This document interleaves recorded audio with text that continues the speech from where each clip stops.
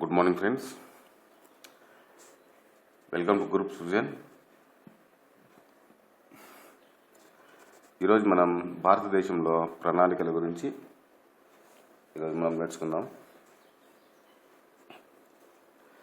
Okay okay ప్రణాళిక అనగా నిర్ణీత సమయంలో నిర్ణయించిన ఆర్థిక లక్ష్యాలను సాధించడానికి ఏర్పాటు చేసుకున్న మార్గాన్ని ఆర్థిక ప్రణాళిక అంటారు.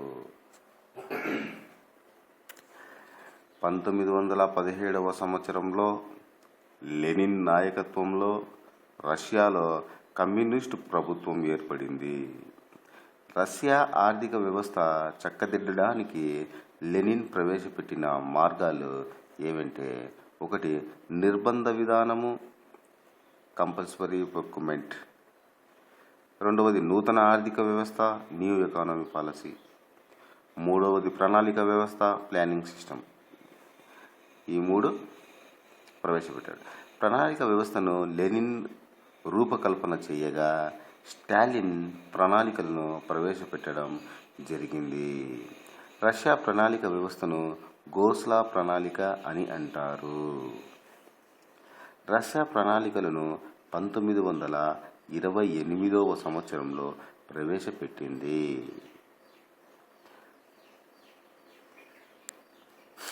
భారతదేశంలో ఆర్థిక ప్రణాళిక విధానాన్ని మొట్టమొదట ప్రవేశపెట్టుటకు ప్రయత్నం చేసిన వాడు ఎవరంటే ఎం విశ్వేశ్వరయ్య. ఇప్పుడు మనం చూసుకున్న ఈ టాపిక్లో క్వశ్చన్స్ ఎలా రావచ్చు అనేది ఒకసారి చూసుకుందాం. భారతదేశంలో ఆర్థిక ప్రణాళిక విధానాన్ని మొట్టమొదట ప్రవేశపెట్టుటకు ప్రయత్నం చేసిన వాడు ఎవరు అని వస్తుంది. ఎం విశ్వేశ్వరయ్య. దాని తర్వాత సామ్యవాద వ్యవస్థపై చేయు ప్రణాళిక ముఖ్య లక్షణము దీనికి జాతీయ కనిష్ట స్థాయిలో కల్పించాలి ఉద్యోగిత. ఇది నెక్స్ట్ మనకు వస్తుంది. ఓకే, నెక్స్ట్ భారతదేశంలో ప్రణాళిక వ్యవస్థ ఏర్పడడానికి దారితీసిన పరిస్థితులు. 1934వ సంవత్సరంలో మోక్షగుండం విశ్వేశ్వరయ్య ఏ ప్లానింగ్ ఎకానమీ ఫర్ ఇండియా అనే గ్రంథాన్ని రాశారు. ఇతను రూపొందించిన ప్రణాళిక 10 సంవత్సరాలకు సంబంధించినది. భారత ప్రణాళికల పితామహునిగా పిలుస్తారు. సామాజికవేత్త. ఇతను ఒక ఇంజనీరు. దాని తర్వాత 1938లో జాతీయ కాంగ్రెస్ జవహర్లాల్ నెహ్రూ అధ్యక్షతాన జాతీయ ప్రణాళిక కమిటీని వేయడం జరిగింది. ఈ కమిటీ 1939లో రెండవ ప్రపంచ యుద్ధం సంభవించడం వల్ల రిపోర్టు సమర్పించలేకపోయింది. జాతీయ ప్రణాళిక కమిటీని కార్యదర్శి కేటీ షా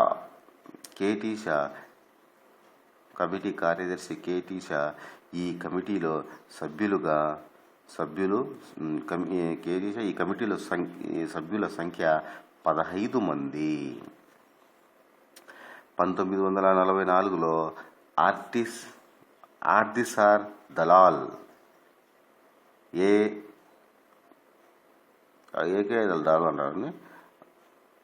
ఆర్దిసార్ దలాల్ ఆధ్వర్యంలో ప్రణాళిక అభివృద్ధి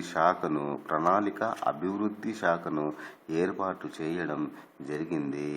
1944లో 8 మంది పారిశ్రామికవేత్తలు బొంబాయి ప్రణాళికను రూపొందించడం జరిగింది.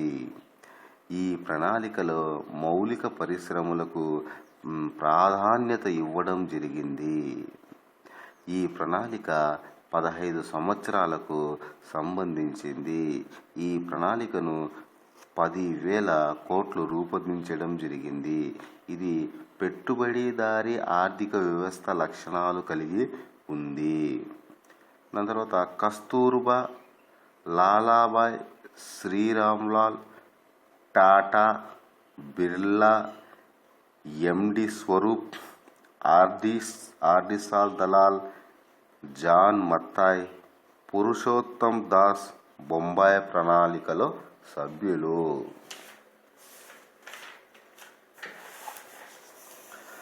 బొంబాయి ప్రణాళిక ఈ లక్ష్యాలతో ప్రారంభం అయ్యింది. జాతీయ ఆదాయం 3 రెట్లు, తలసరి ఆదాయం 2 రెట్లు పెంచడం, వ్యవసాయ ఉత్పత్తి 13% పెంచడం, పారిశ్రామిక ఉత్పత్తి 50% పెంచడం. 1944 సంవత్సరంలో SN. Agarwal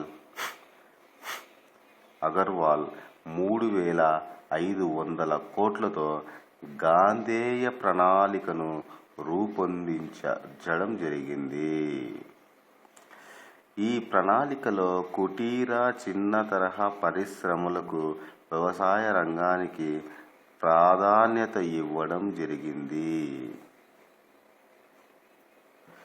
Bharat trade union పునర్నిర్మాణానికి కమిటీ చైర్మన్ ఎం.ఎస్. రాయ్ 1945 సంవత్సరంలో 15,000 కోట్లతో ప్రజా ప్రణాళికను 10 సంవత్సరాల కాలానికి రూపొందించడం జరిగింది.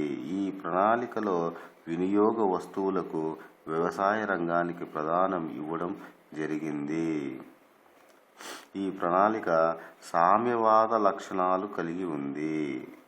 దాని తర్వాత 1946లో కాంగ్రెస్ ప్రభుత్వం జవహర్లాల్ నెహ్రూ అధ్యక్షతన ప్లానింగ్ అడ్వైజరీ బోర్డు అంటారు ప్రణాళిక సలహా మండలి ఏర్పాటు చేయడం జరిగింది. దీనిలో సభ్యులు కృష్ణమాచారి మరియు నందా సభ్యులు. 1947లో రిపోర్టు ఇవ్వడం జరిగింది.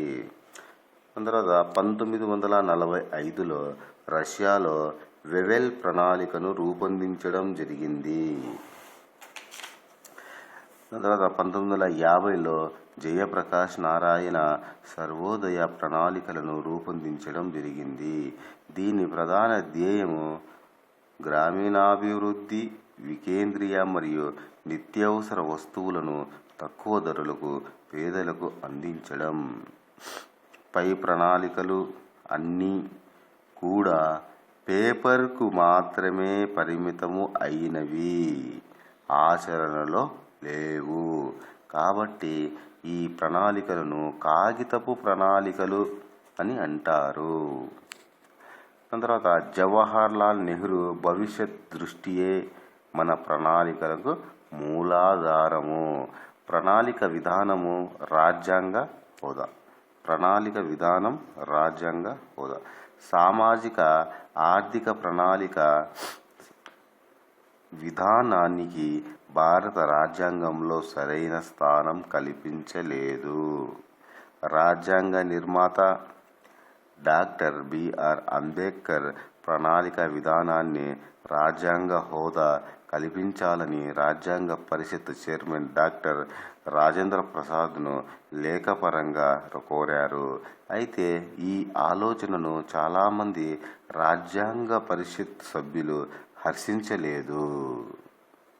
రాజ్యాంగంలో ప్రణాళికల గురించి ప్రస్తావించిన ఒకే ఒక సందర్భం ఉమ్మడి జాబితాలోని 3 జాబితాల్లో 20న ఎంట్రీగా ఉంది. దీని ప్రకారం ఆర్థిక, సాంఘిక ప్రణాళీకరణ, ఉమ్మడి శాసనాధికారము,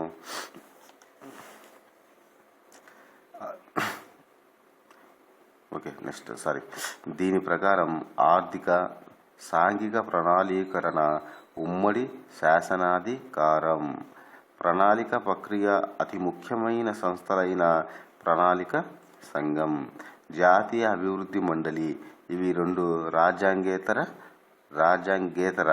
సంస్థలు. ఏమేమి రాజ్యాంగేతర సంస్థలు అంటే ప్రణాళిక సంఘం, జాతీయ అభివృద్ధి మండలి ఇవి 2 రాజ్యాంగేతర సంస్థలు. అయితే 74వ రాజ్యాంగ సవరణ ద్వారా 1992 రాజ్యాంగంలోని 12వ షెడ్యూల్లో 12వ షెడ్యూల్లో 3వ అంశంగా సామాజిక ఆర్థిక అభివృద్ధి సాధనంగా ప్రణాళికల విధానం అనే అంశం చేర్చారు. దీనిని కొత్తగా చేర్చిన నిబంధన 243(w)లో పొందుపరిచి మున్సిపాలిటీల అధికారాలు విధులతో కలిసి చదవాలి. 1948లో ఎకనామిక్ ప్రోగ్రెస్ కమిటీ శాశ్వతంగా ప్రణాళిక సంఘమును ఏర్పాటు చేయాలని ప్రతిపాదించింది. తర్వాత ప్రణాళిక సంఘం, దీన్ని ఏమంటారంటే బైన్ టెస్ట్ అంటారు. బైన్ టెస్ట్. భారతదేశానికి ఒక ప్రణాళిక సంఘం ఉండాలని సూచించింది ఎవరంటే నేతాజీ సుభాష్ చంద్రబోస్. క్యాబినెట్ తీర్మానం ద్వారా ప్రణాళిక సంఘానికి 1950 మార్చి 15న ఏర్పాటు చేయడం జరిగింది. రాజ్యాంగంలోని 7వ షెడ్యూల్ ప్రకారం 39వ నిబంధన అనుసరించి ఏర్పాటు చేయడం జరిగింది. ఇది ఒక సలహా సంఘం. ఇది రాజ్యాంగేతర సంస్థ. దీనిని ఏర్పాటు చేసినప్పుడు 5 నుండి 8 మంది సభ్యులతో ఏర్పాటు చేయడం జరిగింది. ఈ సభ్యులు రాష్ట్రపతి హోదా కలిగి ఉంటారు. దాని తర్వాత ప్రణాళిక సంఘంలో సభ్యుల సంఖ్య కానీ, కాల పరిమితి కానీ, వాళ్ళ అర్హతలు కానీ పేర్కొనలేదు. ఒక్కొక్కసారి కేంద్ర కేబినెట్ మంత్రి కూడా డిప్యూటీ చైర్మన్గా వ్యవహరించవచ్చు. ఉదాహరణకు 1994లో కేంద్ర వాణిజ్య మంత్రి ప్రణబ్ ముఖర్జీ డిప్యూటీ చైర్మన్గా ఉన్నారు. ప్రణాళిక సంఘానికి ఎక్స్ అఫీషియా చైర్మన్గా ప్రధానమంత్రి ఉంటాడు. ఓకే. దాని తర్వాత భారత పరివర్తన జాతీయ సంస్థ, national institute for transforming India, నీతి ఆయోగ్ అని కూడా దీన్ని అంటారు. నీతి ఆయోగ్ అంటే ఏంటి? నీతి ఆయోగ్లో మనము ఈ ప్రణాళిక సంఘాన్ని క్యాన్సిల్ చేసి ఈ నీతి ఆయోగ్ అనేది రావడం జరిగింది. ఆ నీతి ఆయోగ్లో దాని గురించి మనము ఇప్పుడు క్షుణ్ణంగా అంత క్లియర్గా మనం తెలుసుకుందాము. జాగ్రత్తగా వినండి. ప్రణాళిక సంఘంను 1/1/2015 అంటే జనవరి 1, 2015 నీతి ఆయోగ్గా పేరు మార్చడం జరిగింది. ఓకే. నీతి ఆయోగ్ నిర్మాణం ఇలా ఉంటుంది. అధ్యక్షుడు ప్రధానమంత్రి, ఉపాధ్యక్షుడు ప్రధానమంత్రిచే నియమించబడిన వ్యక్తి ప్రస్తుతం అరవింద్ పనగాడియా. సభ్యులు 5 పూర్తికాల సభ్యులు, 2 పాక్షిక సభ్యులు. ఈ గమనిక 2 పాక్షిక సభ్యులను ప్రముఖ విశ్వవిద్యాలయాల నుండి, పరిశోధన సంస్థల నుండి తీసుకుంటారు. ఓకే.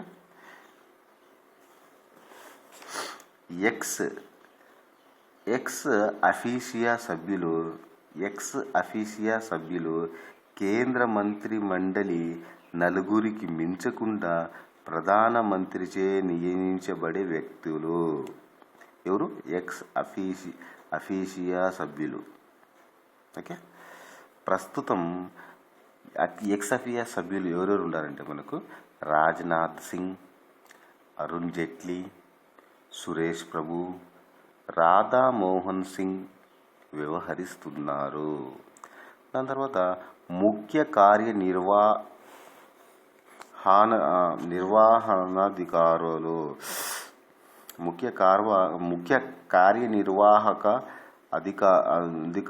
నిర్వహణాధికారులు భారత ప్రభుత్వం కార్యదర్శి స్థాయిలో నిర్దిష్ట కాలం వ్యవధి కోసం ప్రధానమంత్రిచే నియమించబడే వ్యక్తులు.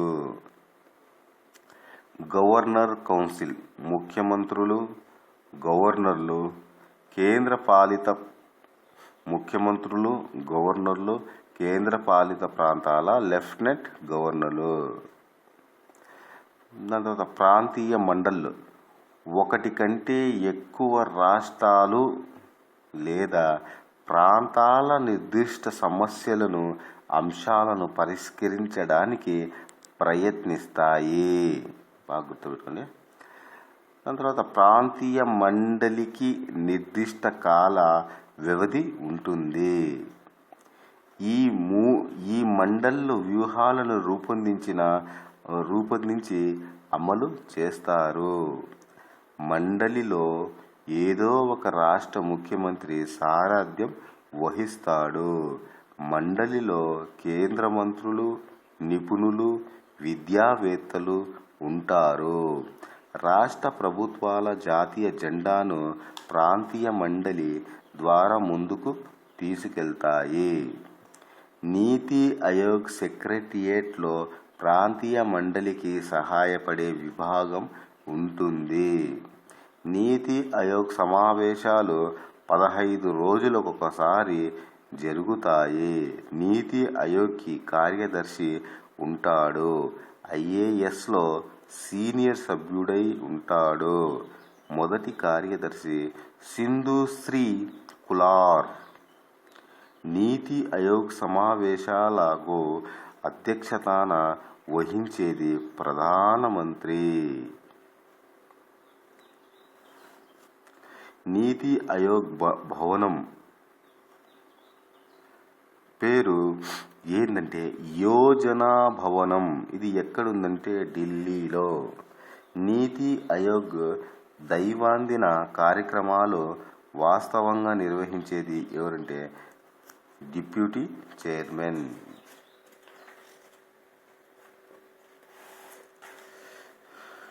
దాని తర్వాత నీతి ఆయోగ్ పత్రిక పేరు ఏంటంటే యోజన.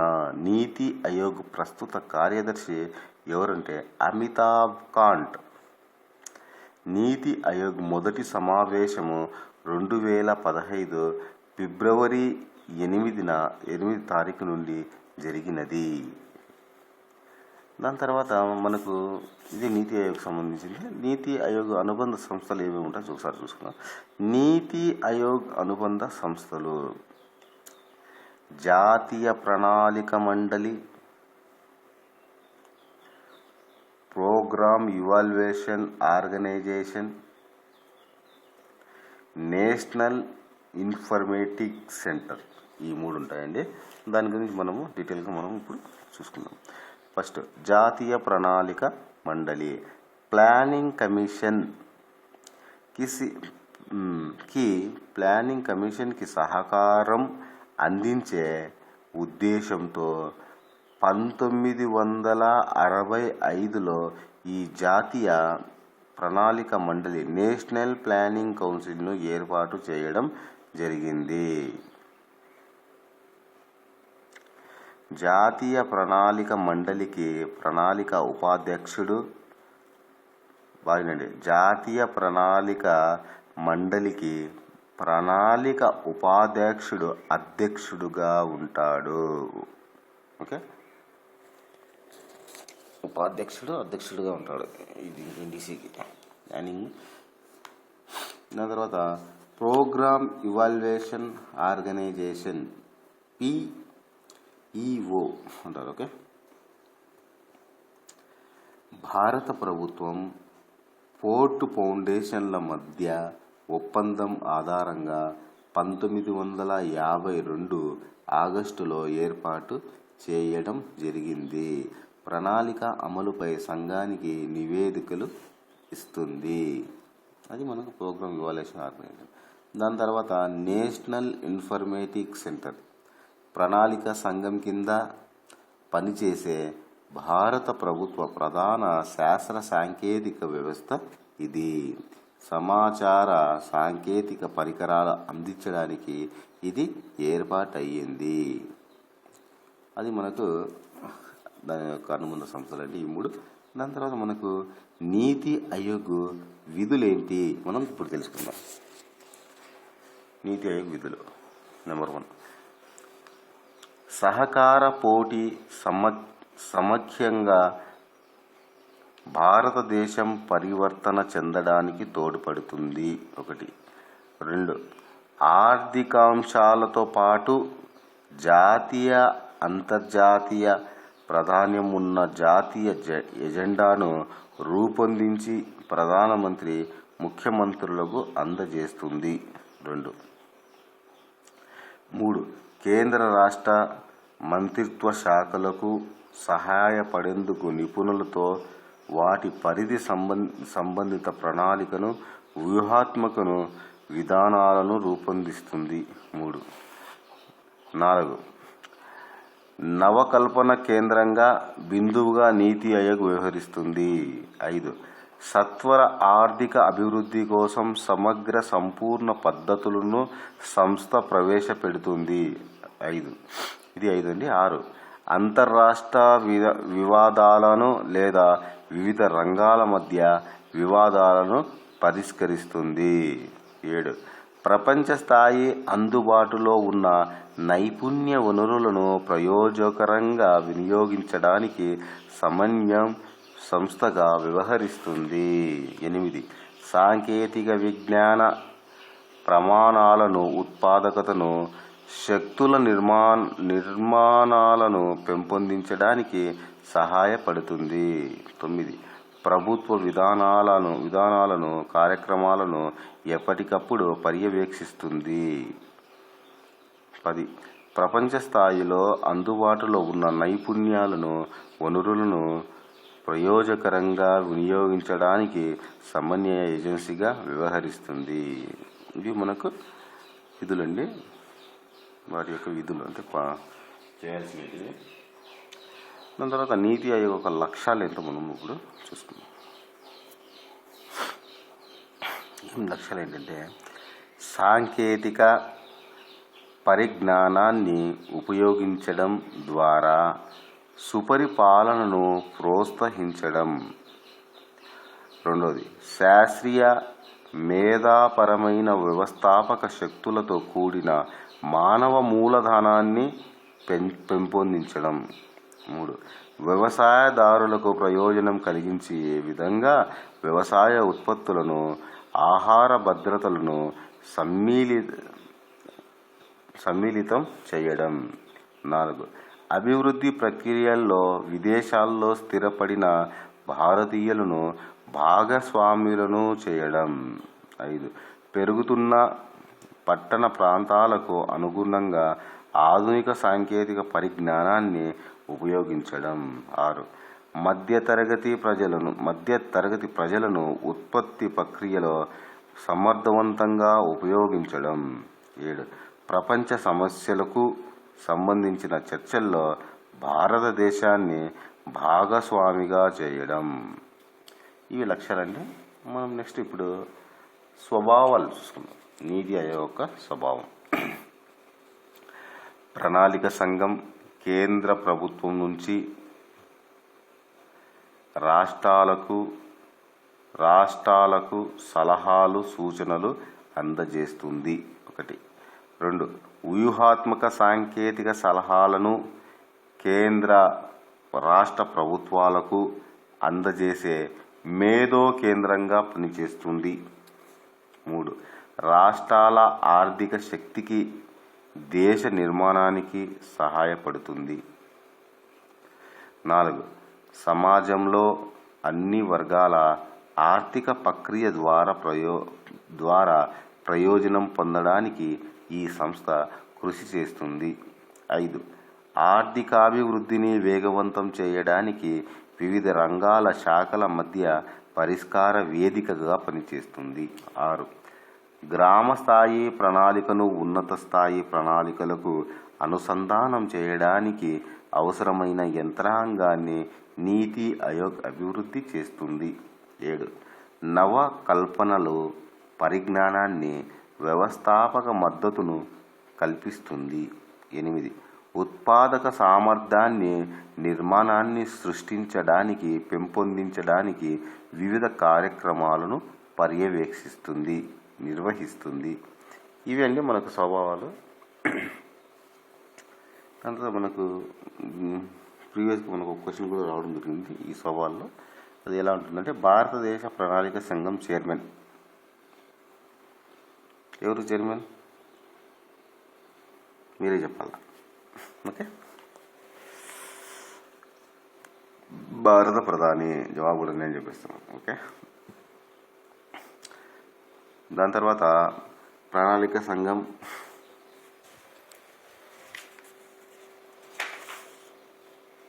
నీతి ఆయోగ్.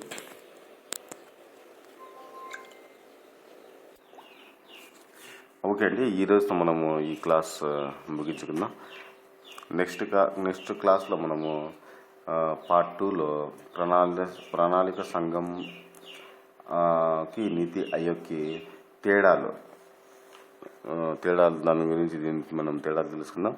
దాని తర్వాత ఎన్డీసీ గురించి, ప్రణాళిక సంఘాల్లో ఎన్ని రకాలు ఉన్నాయి ఆ రకాల గురించి, దాని తర్వాత